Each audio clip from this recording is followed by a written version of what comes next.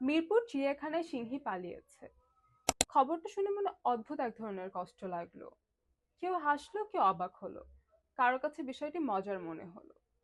কিন্তু আমরা কি একবারও ভেবে দেখেছি সে কি জন্মেছিল এই লোহার খাঁচায় আটকে থাকার জন্য? একটি বন্যপ্রাণীকে বছরের পর বছর ছোট্ট নোংরা একটি খাঁচায় বন্দি রাখা, এর থেকে নিষ্ঠুর আর কিছু হতে পারে না। যার জন্য বরাদ্দ থাকে 15 থেকে 20 কেজি মাংস, তাকে দেওয়া হয় মাত্র 3 থেকে 4 কেজি পচা নষ্ট খাবার। দিনের পর দিন, বছরের পর বছর বিনা অপরাধে তারা জেল খেটে যায়। আমরা ভুলে যাই একটি সিংহী জন্মায় বিশাল প্রান্তর, মুক্ত আকাশ এবং স্বাধীনভাবে দৌড়ে বেড়ানোর জন্য, কিন্তু তার পুরোটা জীবন কেটে যায় ছোট্ট একটি খাঁচার ভেতরে।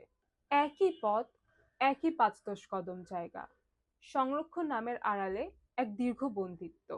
আর চিড়িয়াখানার অবস্থা এতটাই অবহেলিত, এতটাই কঠোর যে এই কষ্টগুলো আর কাউকে অবাকও করে না। অনেকেই ভাবে ডেইজি নামের এই সিংহীটাকে আদর করে আবার ধরে আনা হবে।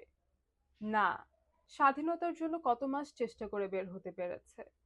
ধরা পড়লে এখন আবার শুরু হবে আঘাত, শাস্তি ও মানসিক নির্যাতন। চিড়িয়াখানা নামের এই টর্চার সেলের ভেতরে কি হয় তা আমরা কখনোই পুরোটা জানি না।